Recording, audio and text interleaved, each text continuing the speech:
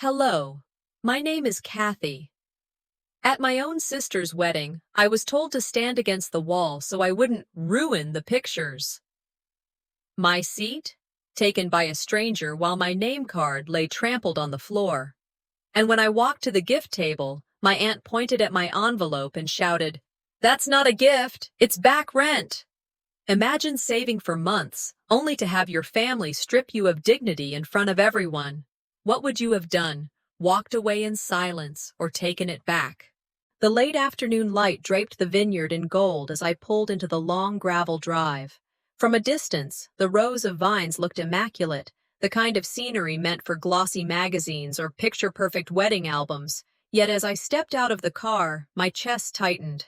The air smelled faintly of ripened grapes, but beneath the sweetness, I carried the bitterness of anticipation. I had rehearsed this evening 1,000 times in my head, always promising myself I would glide through unnoticed, that nothing would sting if I expected nothing. Still, hope has a way of sneaking in, even when you've sworn it off. I smoothed my champagne-colored dress, deliberately chosen to be understated. My sister had insisted in her clipped email weeks earlier. "Nothing flashy, please. Keep it simple so you don't stand out in photos." It wasn't phrased as a suggestion. It was an order, veiled in concern. I obliged. Neutral tones, no jewelry except small pearl studs, hair pinned back without fuss. I looked like a shadow of myself, as if blending in would keep peace. But as I adjusted the hem, a thought burned. They believed my very presence could tarnish their photographs, that my existence was the blemish.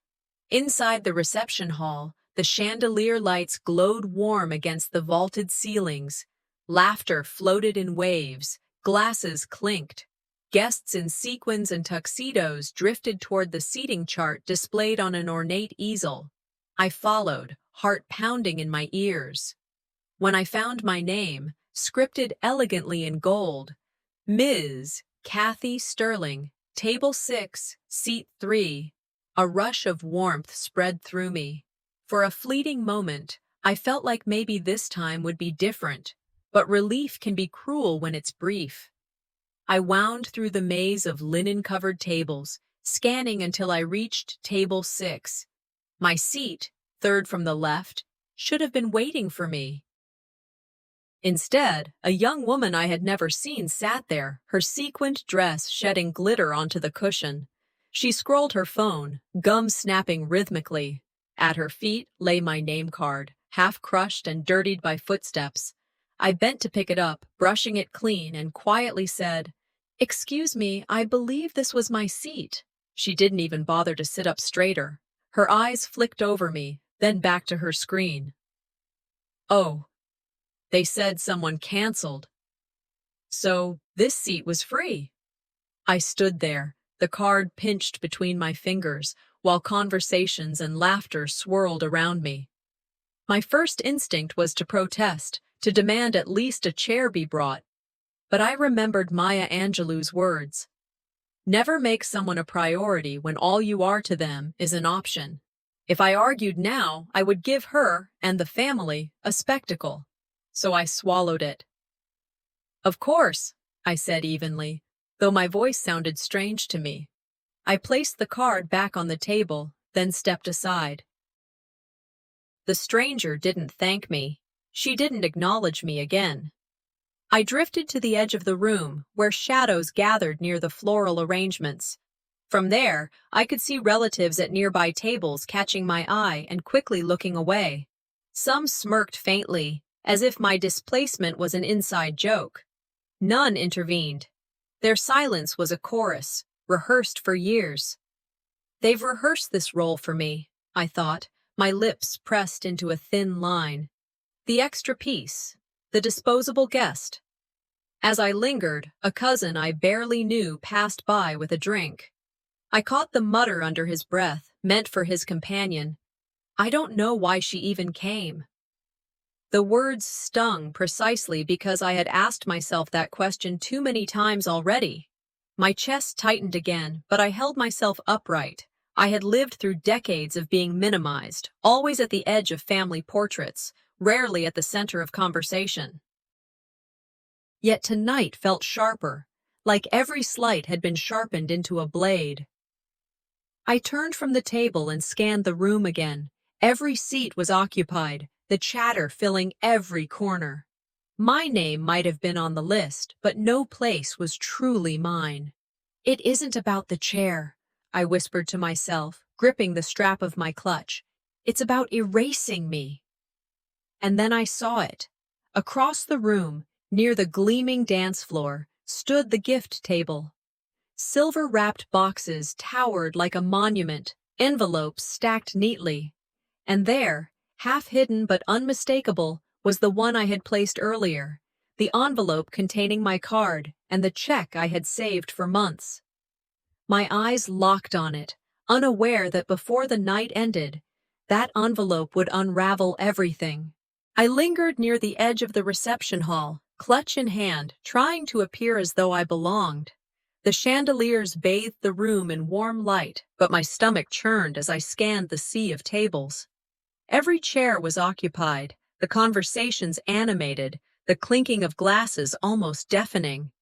My name might have been written in elegant gold script on the chart outside, but here, inside this curated celebration, there was no place for me. As I drifted past one table, a server brushing by pressed a tray of champagne flutes into my hands. "Can you take this to table 9? He asked briskly, not even waiting for an answer. For a moment, I froze, staring at the bubbling glasses as though I had indeed been mistaken for staff. The absurdity stung. To everyone else, I wasn't a guest at all. I was an extra body, a shadow blending in with those paid to serve. I steadied myself, lifted the tray slightly, then caught the server's eye. "This isn't mine to carry," I said softly, returning it to him with a polite smile. His shrug told me everything. I was invisible enough that my refusal meant nothing.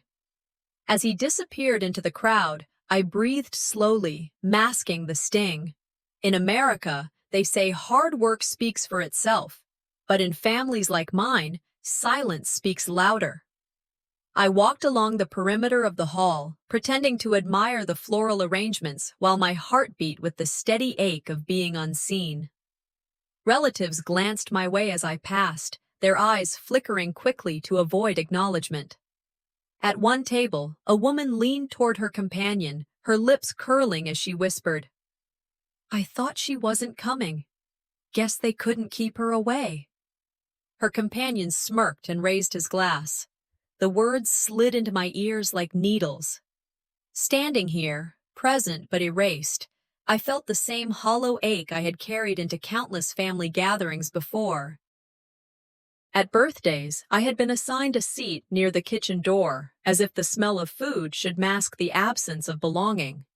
At Christmas dinners, I was placed beside the restroom, where the stream of guests passing by reminded me I was little more than an afterthought. I remembered telling myself it didn't matter, that I didn't need the prime seat at the table, that my place didn't change the food on my plate. But tonight, with strangers occupying the seat with my name, with whispers cutting through laughter, I felt the truth harder than ever. It wasn't the seat, it was the message. Respect isn't given by blood, I thought, steadying my breath. It's earned, and sometimes stolen. I pressed my back against the wall, as if becoming part of the architecture might save me from further humiliation. My eyes wandered until they landed on the gift table. It was draped in white satin, piled high with silver-wrapped boxes and golden envelopes. Guests paused there, admiring the abundance, stacking their contributions proudly. I stepped closer, careful not to draw attention, and there it was, my envelope. Plain, white, nothing flashy. It had been pushed to the far corner, nearly hidden behind a tower of glossy bags. I recognized my own careful handwriting, the ink slightly smudged from the nervous way I had held the pen earlier that morning. That envelope wasn't just paper. It was 6 months of discipline, setting aside small amounts from each paycheck, skipping little comforts so I could give something meaningful to my sister on her wedding day.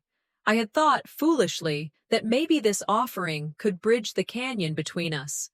But seeing it shoved aside like a piece of clutter, I felt the first wave of betrayal seep into my chest. Not only had my chair been erased, but even my contribution had been dismissed, relegated to the shadows like me. They say in this country, money talks, I whispered to myself, my voice drowned out by the music. Mine was buried before it could speak. I reached out, my fingers brushing the corner of the envelope, almost as if retrieving it would restore my dignity. Just then, across the room, I caught the gaze of a relative. Their eyes locked onto mine, sharp and cold, a silent warning not to touch what I had given. The message was clear. Even this act of reclaiming would be judged, twisted into another failure. I let my hand fall back to my side. Every gesture, every breath, every step I took tonight was being watched, interpreted as though my existence were a disruption in their carefully arranged tableau. Standing there, staring at the envelope buried beneath others, I realized the weight pressing down on me wasn't about a lost chair or a misplaced gift. It was about a story they had written long ago, a story where I was never meant to belong. It wasn't just a seat I lost tonight, I thought, holding my head high. It was my place in their story. And in that instant, memories I had tried to bury began clawing their way back. I stayed close to the wall, watching the laughter ripple across the tables while music pulsed from the string quartet. Everyone else seemed to know exactly where they belonged. I folded my arms lightly, pretending I was simply observing the scene, when in truth I was counting the ways I had already been dismissed tonight. My seat taken, my card trampled, my envelope buried. That's when a cousin I barely recognized waved me over, gesturing toward the gift table. "Hey, could you help us shift some of these boxes? They're getting heavy." His tone was casual, like it was the most natural request in the world. For a moment, I almost complied out of reflex. My body moved forward before my mind caught up. Then I stopped. This wasn't a mistake. It wasn't about strength or convenience. It was a script I had been cast in my entire life. The helper, never the guest. The one to clear dishes while others toasted. The one to fetch coats while photos were snapped.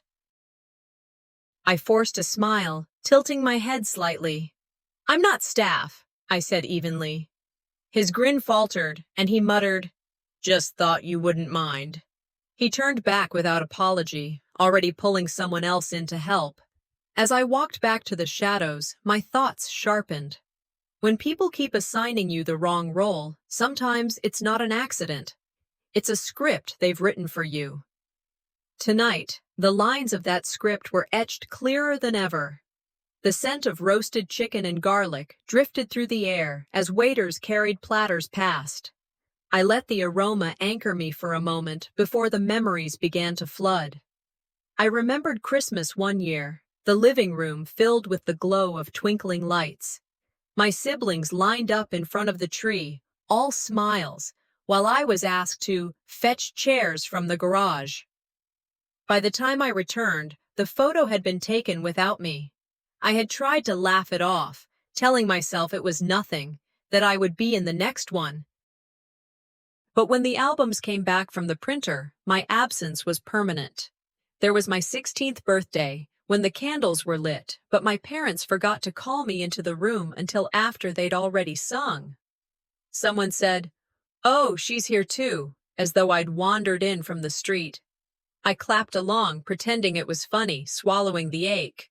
It wasn't that I hadn't noticed. It was that I had learned to justify it. "They're busy," I told myself. "It's nothing." But those nothings stacked up year after year until they weighed more than any gift box I could have carried tonight. As Americans, we like to say every child gets a fair shot, I thought bitterly, eyes fixed on the chandeliers above. But in some families, the game is rigged before you're even old enough to play. The room grew louder, laughter overlapping with the clink of cutlery. I tried to draw strength from the rhythm of my own breathing, but then I caught it, a whisper too sharp to ignore. Two relatives stood close by, their heads tilted together. I didn't catch the start of the sentence, only the cruel end. Having her here just makes the pictures look worse. She never fits. Their eyes darted toward me, and then away, sliding back to their drinks and laughter, as if they hadn't just carved a new wound. The ease of their cruelty was almost more painful than the words themselves. I didn't flinch. I didn't cry. I didn't march over demanding they repeat themselves. Instead, I held still, letting the burns settle into memory. I had learned long ago that confrontation gave them more fuel. Silence could be sharper if wielded carefully. But inside, something shifted. It wasn't just my absence they wanted. It was my erasure. I turned toward the gift table again. The white envelope with my handwriting still sat buried at the back, suffocated under lavish packages. I stared at it, my throat tight, feeling the symbolism dig into me. That envelope was my worth in their eyes, pushed aside, out of sight, nearly forgotten. This time, though, the thought wasn't just painful. It was galvanizing. I could almost hear the script tearing inside my head. If this was the role they insisted I play, I whispered to myself, my hand tightening around my clutch, then I would rewrite the script myself. And just then, I heard the photographer's booming voice from across the hall. "Family, gather for portraits." The call came loud and cheerful from the front of the hall. "Family, gather for portraits." Guests rose from their tables, smoothing their dresses and jackets, the sound of chairs scraping over the polished floor blending with laughter. I froze where I stood, pressed into the shadows near the floral displays. My instinct was to stay put, to remain invisible the way I'd been trained. But then another voice chimed in, ushering cousins, uncles, aunts. If this was the moment to prove my place still existed, maybe I couldn't hide. I stepped forward, weaving between clusters of people heading toward the photographer's setup. The light flashes popped intermittently as smaller groups posed ahead of us. I told myself my name would be on the list. I was her sister, their daughter. Surely I couldn't be forgotten entirely.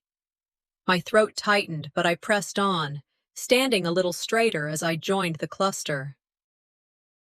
The photographer, a man with a booming voice and clipboard, began calling names. Parents of the bride, siblings, close family. Each name landed with confidence, laughter echoing as the chosen stepped into position. My ears strained for mine. The silence stretched as he reached the end. No Cathy. I cleared my throat gently. "Excuse me, you missed my name."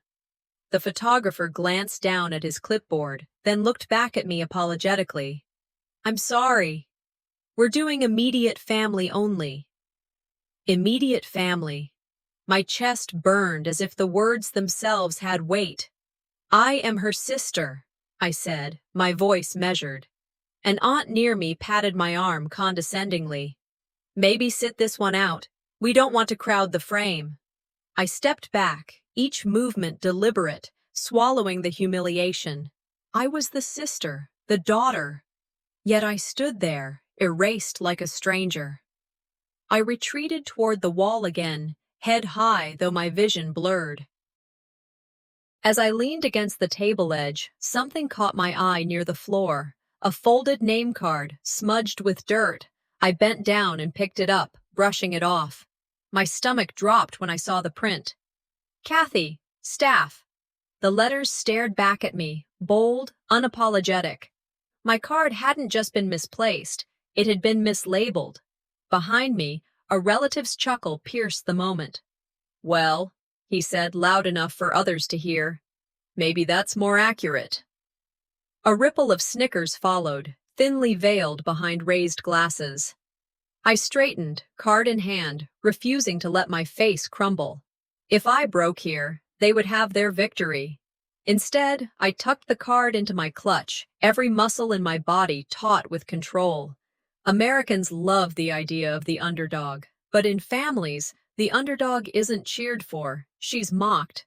Still, my body betrayed me. A bead of sweat slid down my temple, my throat felt constricted, breath shallow, as if the walls were leaning closer.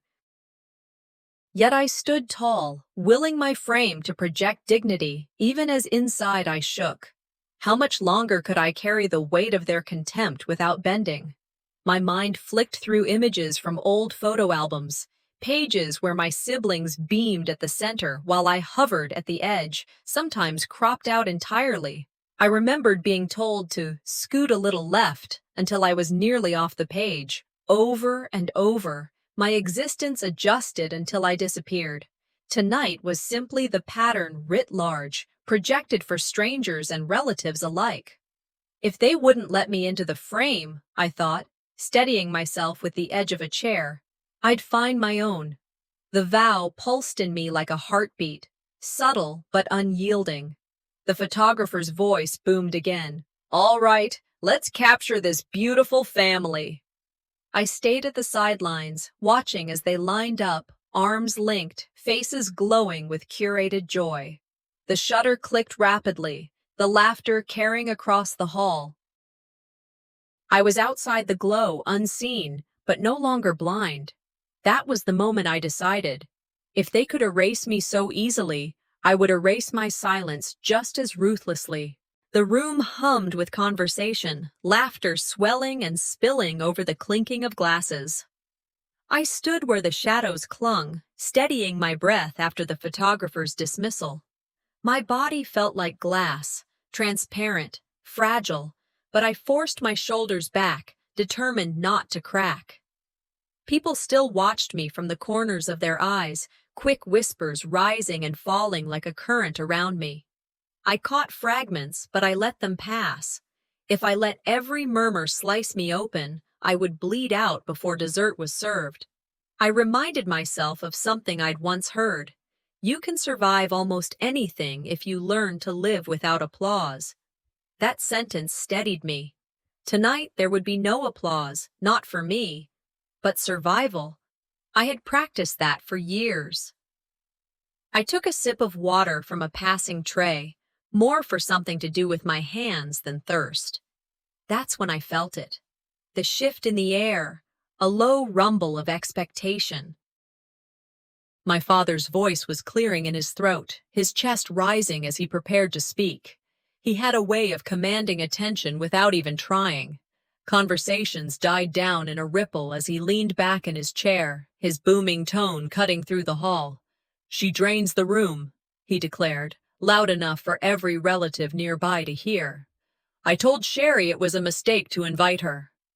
The words landed like stones hurled across a pond, sending ripples everywhere. A few chuckles rose, awkward and nervous. No one protested. Not one person said, "That's not fair," or "That's your daughter."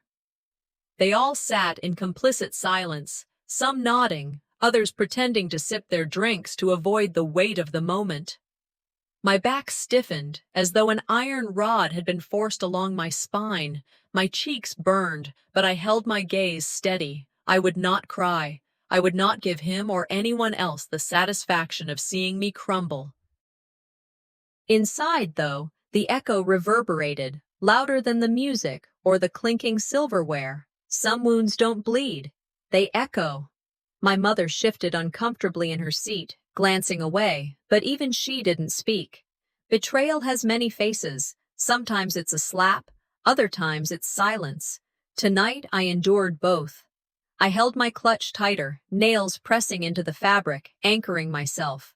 I had braced for slights, but I hadn't expected the knife to be so clean, so public. Before I could gather myself, another voice chimed in, this time dripping with mock sweetness.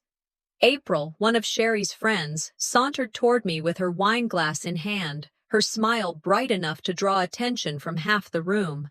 She stopped just close enough that others could overhear, lowering her voice just enough to feign intimacy, but loud enough to slice. "Oh, this is the sister?" she said, mock surprise flickering across her face. I thought she only had one. The air tightened around me. Relatives at the nearest table shifted uncomfortably, some covering their mouths to hide nervous laughter. Others smirked openly. The cruelty wasn't even hidden anymore. It was entertainment. I steadied my breath. Every instinct urged me to lash out, to demand dignity, but intelligence often lies in restraint. I met April's gaze calmly and said, "Yes, I am the one you don't see." The words left my mouth cool and steady. For a heartbeat, her smirk faltered, and a hush spread. My calmness unsettled them more than any outburst would have. Strength, I thought, recalling something I had once read, is what you show when silence would feel safer. Tonight, my silence was not submission. It was defiance crafted into composure. April's grin returned, but thinner now, brittle at the edges. She excused herself with a shrug, retreating to her circle, tossing her hair as though the exchange hadn't rattled her. But I saw it.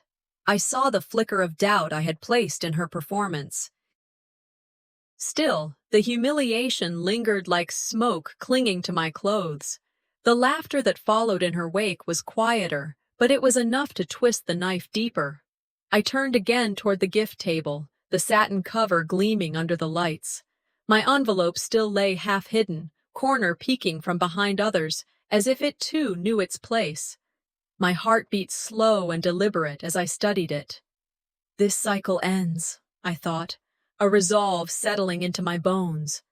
If they wouldn't see me as family, they would see me as force. And before I could take another breath, another voice, this time my aunt's, sharp as glass, rose above the hall, loud enough to stop conversations mid-sentence. I found myself once more at the gift table, my feet almost moving of their own will. After my father's public words and April's smirk, I needed something steady to look at, even if it was a pile of boxes that represented nothing but obligation. The table gleamed with carefully wrapped presents, designer bags with embossed ribbons, metallic envelopes stacked like bricks, bows tied so extravagantly they seemed meant to be photographed rather than opened. And then there was mine. A simple white envelope, the edges already bent slightly from being shoved behind others. I reached forward, smoothing it into place, as if straightening it would restore some dignity to what it represented. For a heartbeat, I thought maybe I'd imagined the cruelty of the evening. But then my eyes caught the jagged scrawl across the front. One word, written in thick marker, repayment. The breath left me in a sharp pull. My chest ached as I read it again, unwilling to believe. Repayment, not gift. Not contribution. A debt, written out as plainly as if I had signed an invoice. The envelope that held my 6 months of sacrifice had been defaced like a warning label. I steadied myself, gripping the edge of the table. In my family, generosity was never a gift. It was a debt they insisted you owed. The thought came bitter and sharp, truer than I wanted it to be. That's when the voice cut through the hall, sharp as glass. My Aunt Dimity's words carried easily, meant to be overheard. "That's not a gift," she barked, pointing straight at me. "That's back rent. She's been freeloading off us for years." The entire hall stilled. Forks paused mid-air, glasses lowered, heads turned, eyes wide, eager for the next line. Some gasped in exaggerated shock. Others smirked, a thin satisfaction spreading across their faces as though they'd been waiting for someone to say it out loud. I stood frozen, my hands still on the table, my envelope beneath my fingertips like evidence in a trial. "She thinks a little check can buy her way back into this family," Dimity continued, voice rising. "But what has she ever done except drain us?" Her words cracked across me like whips, each one louder than the last. My chest burned, but I forced my breathing slow, steady. I would not scream. I would not collapse. I met her eyes across the room, letting my silence carry more weight than her performance. No one came to my defense. Not my mother, who glanced down at her lap. Not my father, who busied himself with a sip of water, as though he hadn't lit the fire that Dimity now stoked. Cousins and in-laws nodded quietly, as if agreement were safer than truth. They say blood is thicker than water, I thought bitterly. Tonight, mine was thinner than champagne. The whispers began again, growing into a low hum that filled the space. I felt their eyes pinning me down as though I were guilty of a crime, as though I had been caught stealing instead of giving. Some wouldn't meet my gaze at all, preferring to sip their wine or fuss with their silverware. Others openly studied me, mouths twitching as if they delighted in my humiliation. This was the cruelty of family at its most refined. Not only the insult itself, but the acceptance of the insult by everyone else. It wasn't Dimity alone who struck me. It was the collective silence that followed, the complicity that made the lashings hurt deeper. I remembered something Eleanor Roosevelt had once said. No one can make you feel inferior without your consent. But standing there, my envelope branded with shame, I wondered, what if they never asked for my consent? What if they simply decided I was less, and the world agreed? The music stumbled on, the quartet unsure whether to pause or continue. Glasses clinked timidly, but the hall had changed. The air itself seemed heavier, as if everyone was holding it in, waiting to see whether I would finally break. I looked down again at my envelope, the black scrawl of repayment glaring back at me. Every humiliation of the night condensed into that single word. My body trembled, but it wasn't from weakness anymore. It was resolve, gathering in my chest like coals catching fire. This would not be the end of my story. Slowly, deliberately, I reached forward and lifted the envelope off the table. My hand was steady now, my movements calm, almost ceremonial. I slipped it into my clutch, sealing my decision with the soft click of the clasp. If they wanted to call it a debt, I told myself, lifting my chin, I would make sure it was one they'd regret collecting. And then I noticed the glow of phones raised across the room, lenses pointed my way, ready to capture what would become the most whispered-about scene of the night. I clutched the envelope against my chest as though it could shield me, though I knew it was nothing more than paper. My aunt's words still echoed in the air, laughter and gasps overlapping like cruel applause. For a heartbeat, the hall seemed to tilt, faces leaning in as though waiting for my collapse. But I held firm, spine straight, refusing to bow. My silence was not weakness. It was the last thread of dignity I had left to grip. Then, with a sudden lunge, Dimity's hand shot forward.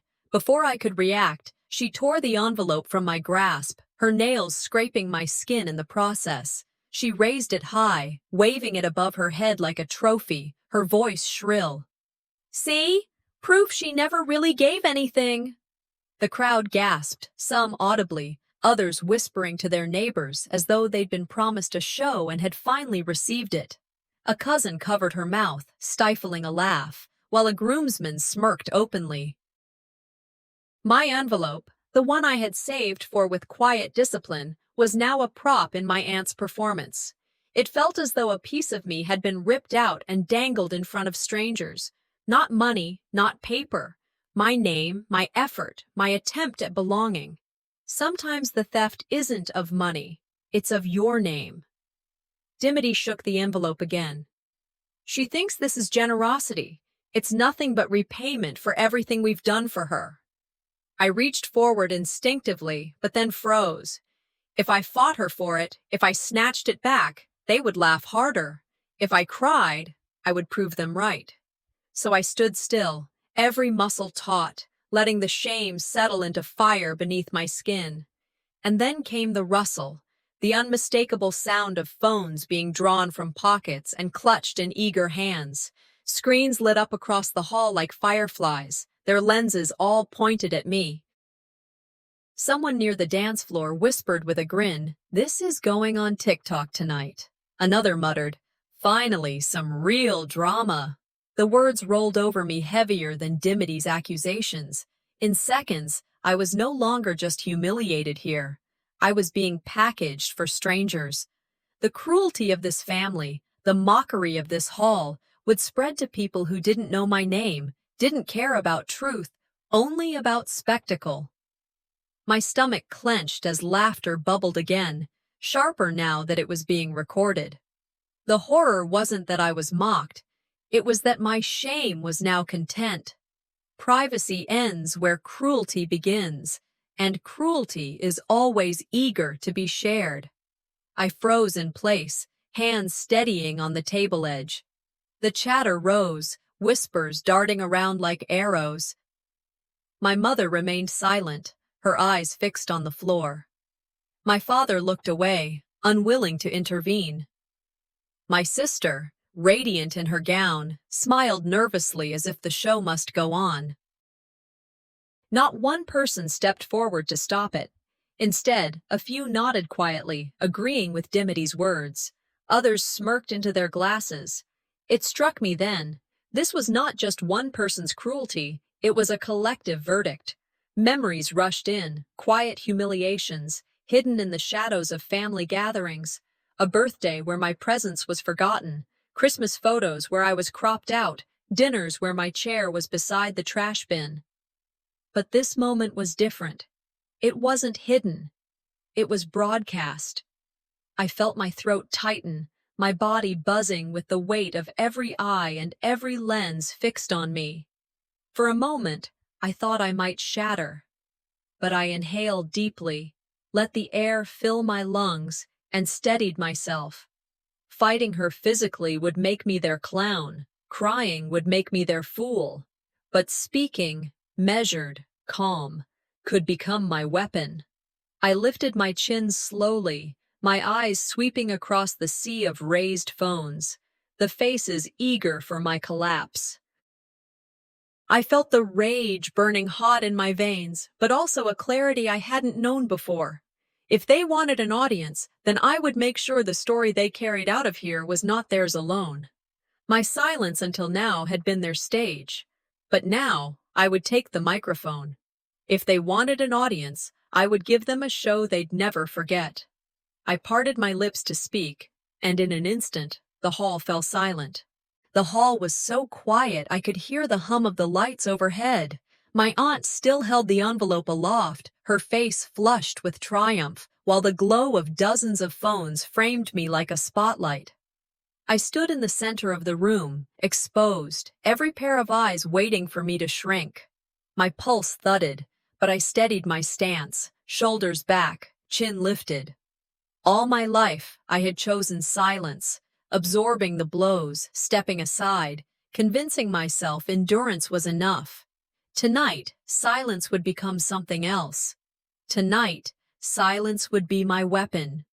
I took one step forward, deliberate, slow, as though I were reclaiming the space around me with each movement. Murmurs rippled, the crowd leaning in. Even the music faltered before starting up again hesitantly, a fragile melody against the tension thickening in the air. My father shifted in his chair, my sister's smile stiffened. They didn't know what I would do next. For once, they looked uncertain. That was my power. Dimity sneered, shaking the envelope once more. She has nothing to offer, nothing but debts. I met her stare, then reached up and took the envelope back, not with a lunge, not with desperation, but with calm precision. Gasps erupted, the phones tilting higher to capture the moment. My hand did not tremble. Instead of sliding the envelope into my clutch, I held it up, eyes sweeping the room. With one sharp tear, I split it open. Paper ripped under my fingers, crisp and loud in the silence. I slid out the check, folded it once, and tucked it carefully into my clutch. "You're right," I said, my voice even, carrying clearly across the room. "This isn't a gift anymore. It's mine." The gasp this time was louder, followed by murmurs rising like a storm. Some laughed in disbelief, others whispered furiously. My sister's mouth opened as if to protest, but no words came. Even my aunt faltered, the smirk slipping from her face for a heartbeat. Sometimes power, I added, meeting Dimity's glare, is nothing more than the courage to refuse humiliation. I let the shredded envelope fall to the floor. The cameras caught it fluttering down like a white flag, though mine was no surrender. Then, without raising my voice, without another word, I turned my back on them. I walked toward the exit, each step steady, my heels clicking against the polished floor like a metronome. Behind me, I heard the frenzy building, hurried whispers, the frantic snapping of photos, laughter tangled with outrage. The shutters clicked rapidly, capturing my family posed without me. They laughed too loudly, clinked their glasses too hard, forcing joy into a frame that would always have an empty space. I didn't need to look to know where that space was. I could see it in my mind, the gap where I should have stood, now glaring, undeniable. They could keep their frame. I would keep my dignity. The doors opened and cool night air rushed against my skin. Music and laughter dulled behind me, muffled like a distant radio. I paused under the stars, my lungs filling with air that didn't sting, air that belonged only to me.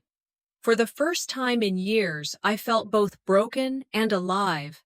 Something inside me had snapped, but in the breaking, I discovered a sharper edge. That was the night I stopped asking to belong. And within days, they would learn the cost of erasing me. The morning after the wedding, I woke to silence.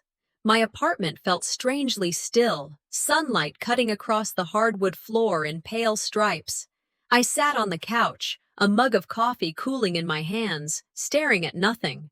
My body was drained, but beneath the exhaustion was a lightness I couldn't deny. I had walked out. I had chosen myself over their frame, their laughter, their rules. It was a small victory, but a victory nonetheless. For years, I'd told myself survival was enough, keeping my head down, enduring without making a scene. But leaving that hall had been different. It was a move on the board, deliberate and final.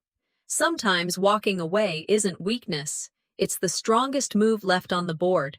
The peace lasted until my phone buzzed on the table. Then another buzz. And another. My family had found me, not in person but in words. I reached for the phone reluctantly, half hoping, half dreading. The first message was from my mother. "You embarrassed us all. Do you know what you did to your sister?" I read it twice, my stomach knotting. Not a single word of concern, no question of how I was. Only blame, carved clean. My eyes blurred as I set the phone down. More notifications stacked up, relentless. I pressed play on the first voicemail, my father's voice filling the room, sharp and bitter. "You ruined the wedding, Cathy. You humiliated your sister in front of everyone. Do you understand how selfish you looked?" Another voicemail followed, this time an aunt's voice, falsely sweet but lined with judgment. "It was just a little seat mix-up. Why make it so dramatic? Families forgive, but you keep choosing to make yourself the victim." I let the phone drop to the cushion beside me. Their words echoed the same tune. Protect the image, dismiss the wound. My hand trembled slightly as I held the coffee, but my voice inside was steadier. Image is the shrine they worship, and I was the sacrifice. That was when something hardened inside me. If they valued image so much, then I would show them what image really meant when contracts and consequences were involved. I pulled open the desk drawer, sliding out a thin folder I had kept tucked away. Inside were documents, agreements, signatures, contracts bearing my name and my company's stamp. Months before the wedding, I had secured sponsorship through my firm, covering venue costs, floral arrangements, even catering discounts. It had been my contribution, my olive branch. And in the clauses, spelled out in black and white, was my designation, primary honored guest. They hadn't just humiliated me personally, They had violated a legal agreement, a binding promise. I spread the papers out on the table, smoothing them flat with deliberate care.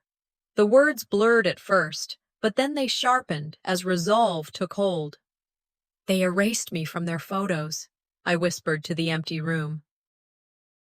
I would erase their wedding from the world. I called my firm's attorney, a woman named Eleanor, who had been a quiet observer at the event. She listened, her voice calm but firm. You have grounds, she confirmed.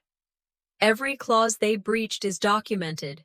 If you're ready, we'll act. Ready? I repeated softly. I was more than ready. By evening, I sat at my laptop, drafting the email. My fingers flew, each word chosen with care. Professional but pointed, factual but heavy with truth. I attached the contracts, the receipts, the signed acknowledgments from my sister and her new husband. The evidence was unshakable. When the message was complete, I read it once more, my heart steady. It ended with a single line. Consider this notice. The silence you gave me has now been returned with interest. I hovered for a breath, then clicked send. The room was quiet again, but this silence felt different. This wasn't absence, it was anticipation, heavy and alive. And by the next morning, the dominoes began to fall. 2 mornings after the wedding, I woke to a vibration on the nightstand. My phone screen glowed with a cascade of unread notifications, emails, texts, missed calls. I sat upright slowly, the silence of my apartment wrapping around me. Coffee steamed on the counter where I'd left it brewing, and I carried the cup to my desk before opening my laptop. The first email was from a florist. We've received word from your office regarding usage rights of event images. Can you clarify restrictions? I frowned. A second message from the DJ appeared, his tone exasperated. Primary sponsor pulled rights. We can't post anything. Our blog content is delayed. Scrolling further, I found dozens of similar notes. Photographers, caterers, even the videographer all asking for clarification. My breath steadied as I realized what this meant. My company's legal team had acted swiftly. The sponsorship clauses had been enforced. Their perfect wedding no longer belonged to them. It was bound in contracts, tied to my name. Curious, I opened Instagram. The hashtags my sister had plastered across invitations, #Loyena and Michael, #perfectforever, returned almost nothing. Vendor posts that had filled the feed hours earlier were gone. The curated snapshots of clinking glasses and beaming smiles had evaporated. Reputation is a glass. It never shatters quietly. And now I was hearing it break. I leaned back in my chair, a quiet satisfaction threading through me. I hadn't shouted in that hall. I hadn't begged. I had simply walked away and let paper, ink, and silence do the rest. By mid-afternoon, the cracks widened. Photographers pulled entire galleries from their websites, citing legal obligations. Caterers deleted thank you mentions, their polished photos gone from view. Even the decorator removed the glowing post about the wedding of the year. I scrolled comments on gossip forums. Strange, why hasn't anyone posted wedding pictures? Another asked. Vendors pulling content this fast means something's up. Influencer friends of my sister's chimed in awkwardly, their tone almost rehearsed. We had such a beautiful time, but respecting privacy. The half-hearted words only fueled curiosity. Screenshots of missing posts spread quickly, speculation building. When your whole identity is built on an image, I thought, sipping my coffee, the absence of that image becomes its own scandal. And her identity, my sister's carefully constructed facade, was crumbling, one vanished post at a time. The next day, another flood of emails arrived. This time, not to me, but forwarded from colleagues at the firm. A skincare brand canceled an upcoming collaboration. Their message was cold, almost clinical. Due to contractual irregularities, we cannot proceed with the campaign. An events magazine withdrew a feature article. Another brand followed. The dominoes weren't just falling, they were crashing loudly, each one striking the next. That evening, my phone rang with a number I knew well. I let it buzz until voicemail caught it. My sister's voice, high-pitched and frantic, filled the room. "Cathy, this is out of control. Fix it, please. You don't understand how much work I put into this wedding. Do you know what you're destroying? Call me back. We can sort this out." Another voicemail followed within minutes, her tone turning sharper. "This isn't fair. You're doing this out of spite. Stop it now." I set the phone down and let the words hang in the air. They thought silence meant weakness. They forgot silence can roar louder than a crowd. By the third day, the unraveling was complete. Blogs that had once sought to feature her wedding now whispered of behind-the-scenes legal complications. Friends distanced themselves. Even some relatives called to ask what had really happened. I didn't answer. The story would tell itself without my voice. That night, another voicemail came, this time my father's. His voice was heavy with fury. "Stop this nonsense before you ruin us all." I didn't reply. Instead, I forwarded the recording, along with every related message, to my company's legal department. While they scrambled in panic, I sat quietly at my desk, the night humming outside my window. I didn't need to raise my voice to see the collapse. By the end of the week, the wedding wasn't just forgotten, it was infamous. A week had passed since the wedding, yet its echo still lingered in the air. The scandal had burned through the family like dry brush catching fire. For me, the silence afterward was almost a relief. I no longer woke to the sound of their laughter in my head or the sting of their eyes on my back.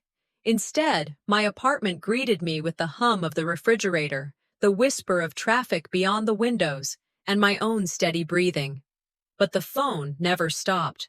Calls came at all hours, blocked numbers, familiar ones, some voices trembling with outrage, others wrapped in syrupy attempts to mend what couldn't be mended. I listened to only a few. My cousin's voicemail. "Families fight, Cathy, but you don't air it in public. Don't you know what people are saying about us?" Another from an aunt. "It was just drama. Every wedding has drama. We need to move on."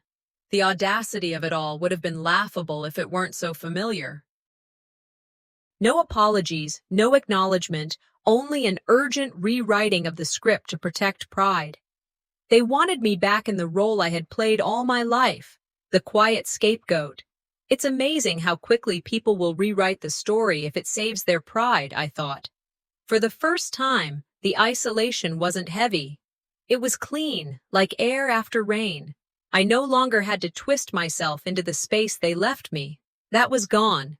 And though it hurt, the relief was undeniable. It was in that quiet that I remembered her, Imogen, the young staff member who had slipped me the copy of the contract that night, her eyes steady, her hands quick. She hadn't needed to intervene. She could have looked away like the rest. Instead, she had handed me proof, wordless but powerful. I took the document from the drawer again, smoothing the paper with my palm.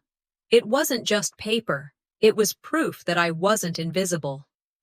Sometimes kindness doesn't come from the people who share your blood. Sometimes it comes from strangers who simply choose to see you. In America, we talk about chosen family. Sometimes that choice begins the moment someone sees you when your own won't. Her act, small as it seemed, had strengthened something in me. It reminded me that silence didn't mean absence, it meant waiting. And I was done waiting. The next wave of messages came in the form of a group text sent from my mother's phone. "Come to dinner," it read. "Let's fix this quietly." Quietly. That word burned.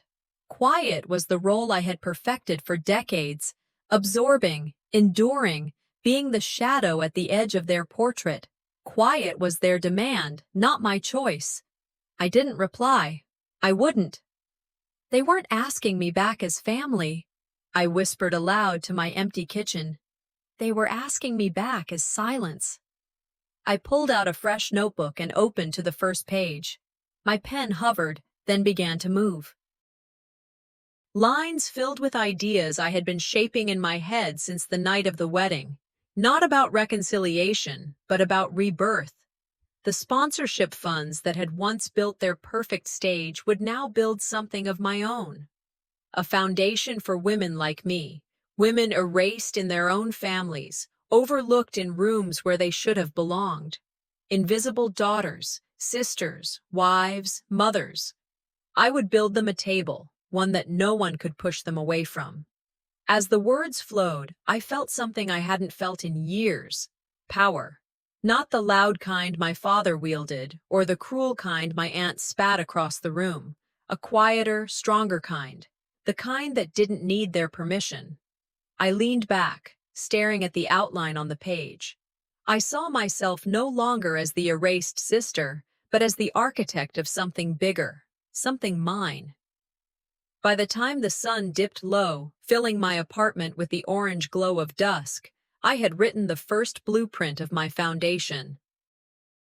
I closed the notebook, hands firm, breath steady. I whispered to the silence, I didn't lose a family that night. I lost a cage. And as I drafted the name for my new venture, it hit me with sudden clarity. For the first time, I was free to build a table where no one would ever be asked to stand against the wall. Several weeks passed, and the noise of the scandal settled into a dull roar in the distance. In my apartment, quiet mornings stretched into purposeful days. The isolation that once pressed on me had transformed into space. Space to breathe, to plan, to finally build something for myself. I invested the money I had once offered as a peace gift into something new. A foundation for women like me. Women who had been erased in their own families, dismissed in workplaces, silenced in communities. When I signed the first documents, I felt a shift inside me. In America, we love to say every voice matters. My goal was to make sure that wasn't just a slogan. The mission was simple. No woman should stand against the wall at her own family's table. We would create grants, mentorships, and spaces where overlooked women could be heard. At our very first meeting, I watched young women, artists, single mothers, community workers, sit around the table I had arranged. Their eyes shone not because the furniture was new, but because someone had finally said, "You belong here." That moment was revenge transformed into legacy. I hadn't shouted at the wedding. Instead, I was building a chorus from the silence they had forced on me. While I poured myself into the foundation, the family spiraled. My sister Loiena and Aunt Dimity found themselves at the center of online gossip. Vendors whispered, influencers unfollowed, collaborations disappeared. Their glossy wedding was remembered less for its glamour and more for the scandal that followed. I received one final message from my father. "You've destroyed your sister's reputation. Was it worth it?" I read it twice before closing my phone. My reply stayed unspoken. It wasn't destruction, it was truth. Silence, once their weapon against me, was now mine against them. Intentional, powerful, final. One afternoon, curiosity led me to stumble across the official wedding album posted online, quickly deleted, but not before screenshots spread. The photos were edited, curated, airbrushed, but incomplete. In group shots, the gap where I should have been was obvious, a missing piece that no amount of posing could hide. I stared at one frame. My parents on either side of my sister, relatives packed in close, all smiles. And then, the gap. A space where I should have been standing. Sometimes the loudest truth is the space where someone is missing. They had tried to erase me, but instead, my absence screamed louder than my presence ever could. That was the turn I hadn't expected. My erasure became their exposure. The image they wanted so desperately to perfect was now haunted by the hole they created. The very silence they demanded from me had become the flaw in their picture. I smiled, closing the laptop. I no longer craved their recognition. The wound was real, but it no longer defined me. I had built my own frame, one that didn't require their approval. The day I opened the doors of my foundation formally, people from across the city gathered. Women who had lived in shadows came forward, telling stories that were rarely given space. As I listened, I remembered Maya Angelou's words.